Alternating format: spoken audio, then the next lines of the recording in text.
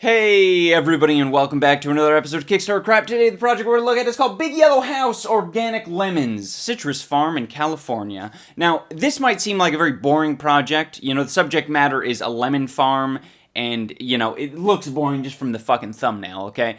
But I assure you, this is a very exciting project. It has crazy old men, shotguns, lying, deception, drones.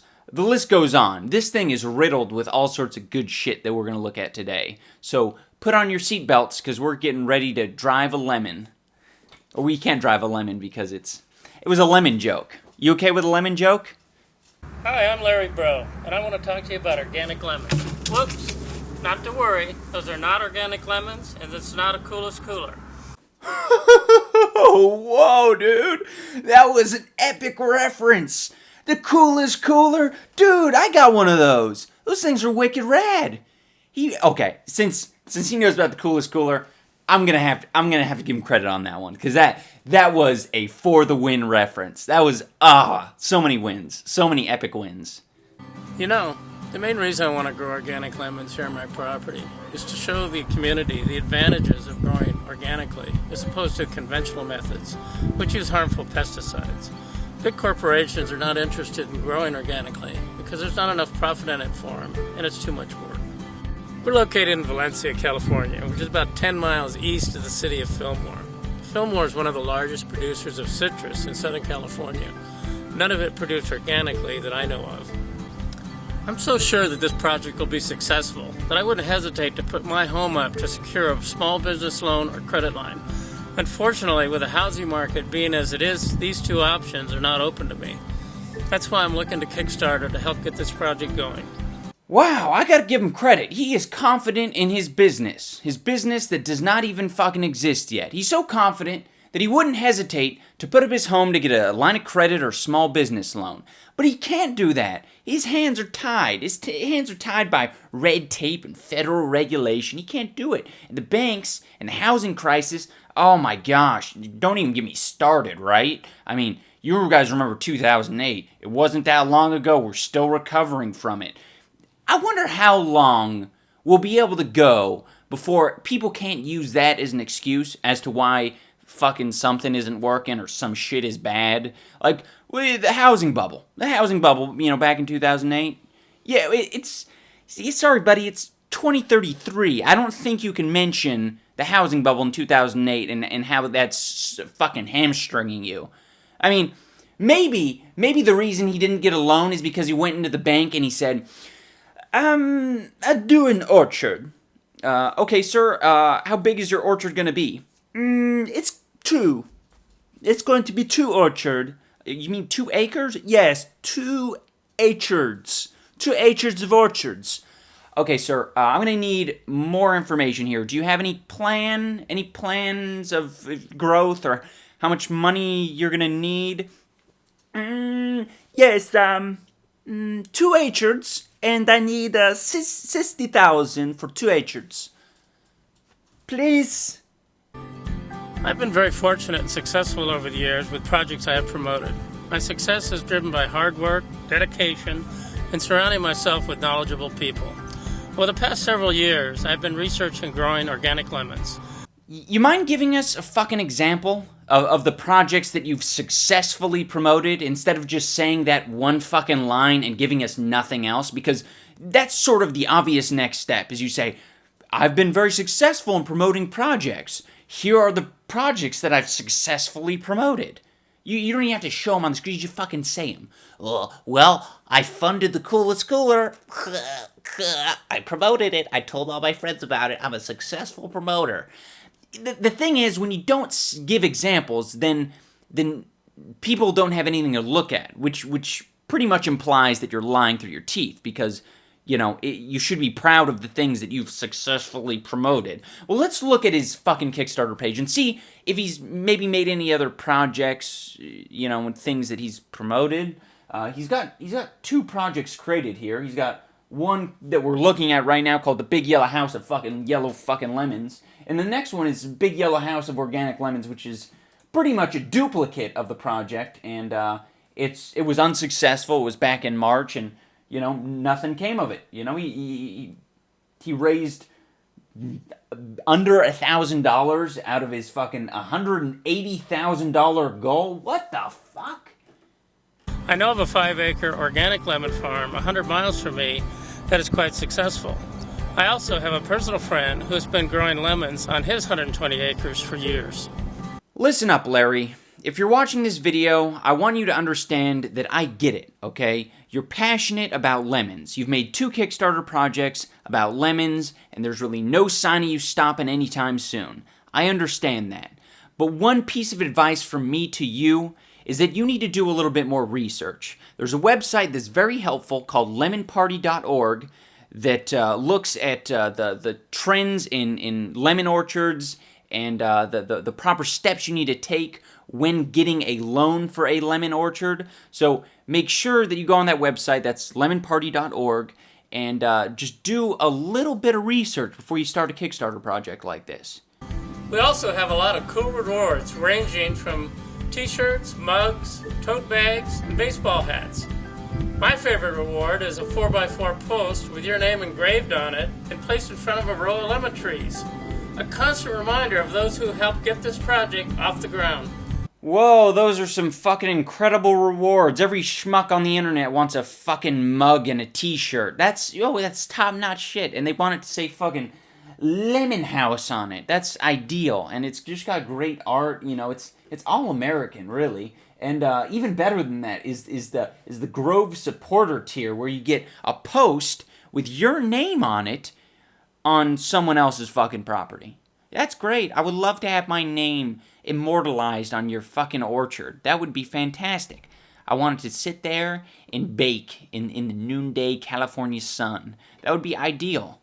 If you guys are at all confused about what Kickstarter staff pick means, let me briefly explain it to you. Kickstarter chooses a project that represents their brand pretty well, their shitty brand, and they say, well, this isn't a terrible project. Let's send out an email newsletter telling people about this not shitty project that we found, and, we'll get good press for it, and people will be able to sift through all the shit by being immediately told about the great project.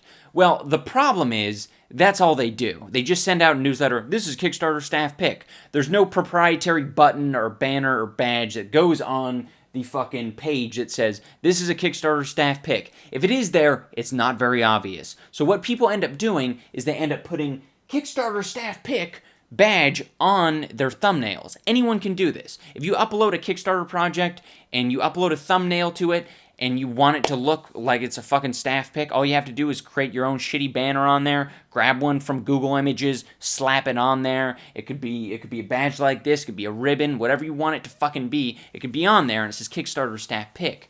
But it doesn't have to be a Kickstarter staff pick. Anyone can fucking do it. I did the research on this one. It's not a staff pick. How many Kickstarter projects do this? Probably fucking half of them at least. So, Kickstarter staff pick. It's not a staff pick. I fucking looked through all the staff picks. This project isn't a staff pick. Their previous project wasn't a staff pick. So, it's essentially lying. Take what you want from that. The $60,000 question is, why would anyone create a second Kickstarter project that is essentially a duplicate of their first one and expect different results? Well, because this time around you have a crazy publicity stunt that involves you shooting down a drone.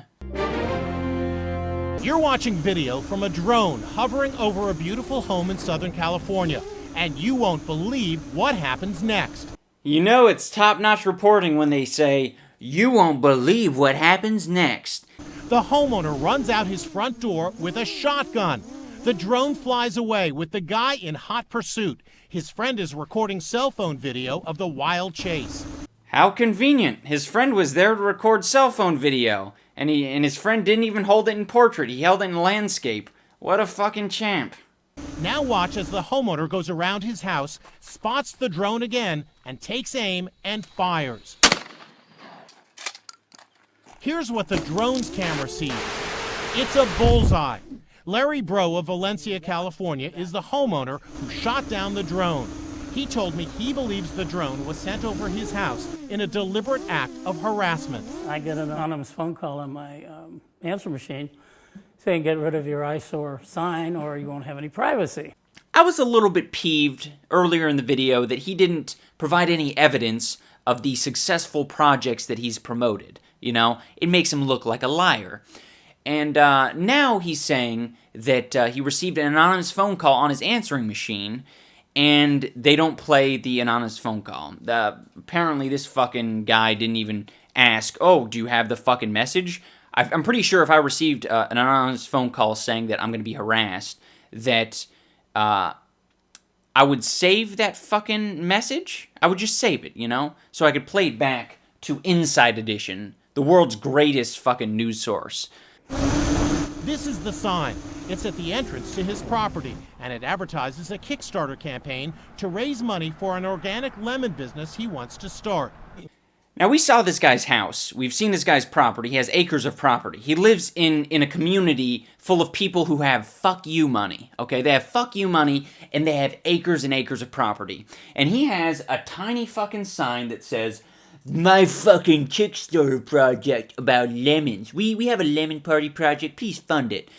And you're telling me that someone who lives fucking acres away, they probably have to use binoculars to be able to see your sign, okay? They have a problem and think it's an eyesore? Are you fucking kidding me? I also find it very odd that you would have a sign promoting your Kickstarter project in the middle of bumfuck farming land in Valencia, and you have approximately 2 neighbors, so, you know, in total you probably have 1 new face looking at that sign every, maybe 6 months.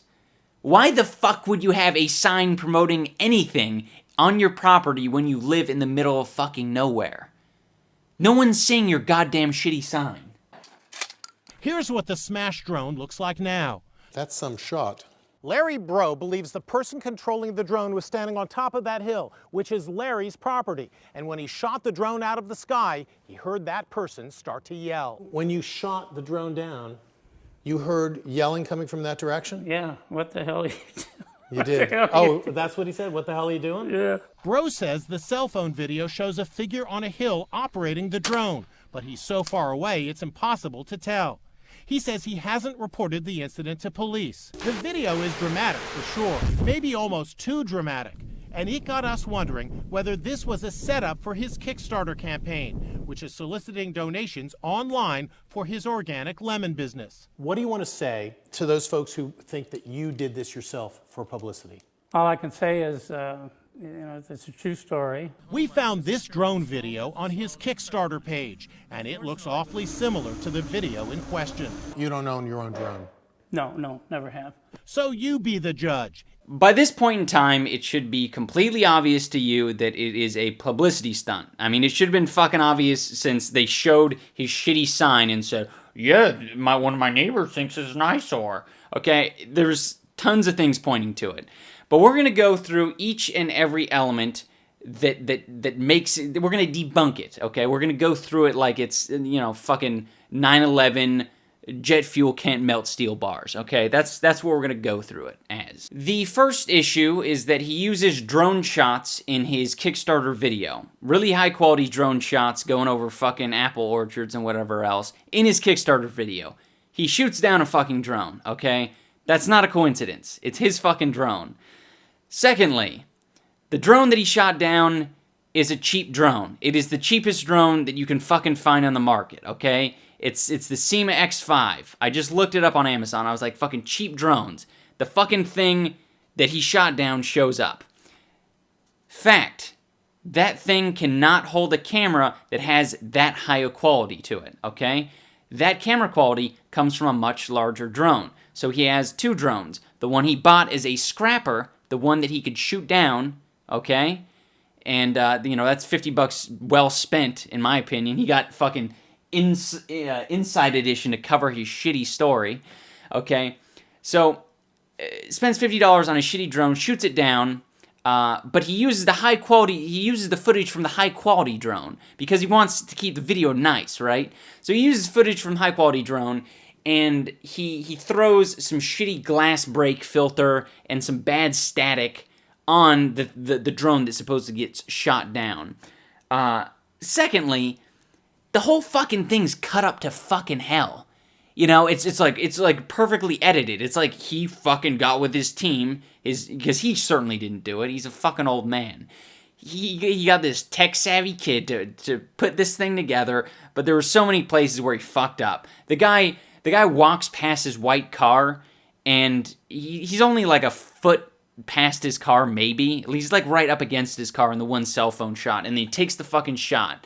And then when you see it from the drone, when he shoots down the drone, he's fucking 10 feet in front of his car. The whole thing is just laden with bullshit. I could go on all fucking day long, but I don't want to bore you guys because you guys know it's fake and it's repetitive. The best part about this project is that he has raised more money on his previous Kickstarter project that is the same fucking thing but with no publicity, okay, than he has on the one with a story from Inside Edition.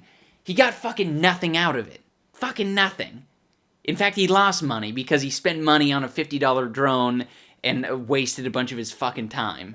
I don't think it's bad that he lied to Inside Edition, you know, about shooting down someone else's drone. Like, I don't give a fuck. Like, you know, if that was his publicity stunt and it failed, you know, bummer for him. He looks like a tool at the end of the day and life moves on.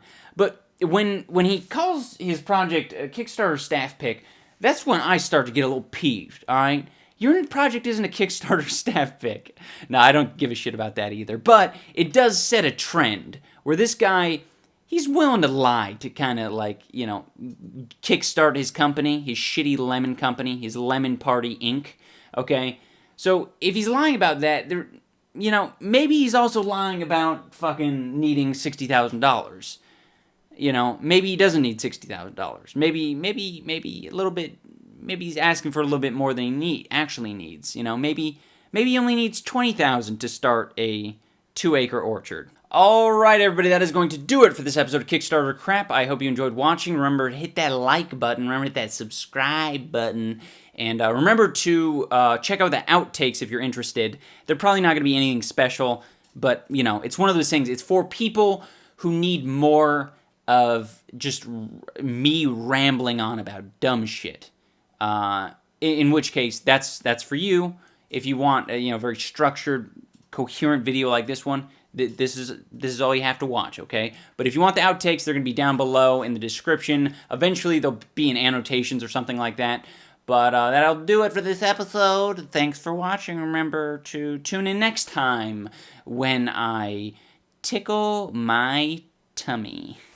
What if you're filling out an important tax document that is hard to make a copy of, and you're doing it in the rainforest? What then, iDubbbz? Well, then maybe this pen might be useful, because it's just misting air all the time, and you got a really damp piece of paper. Yeah, maybe that is a good use case for it.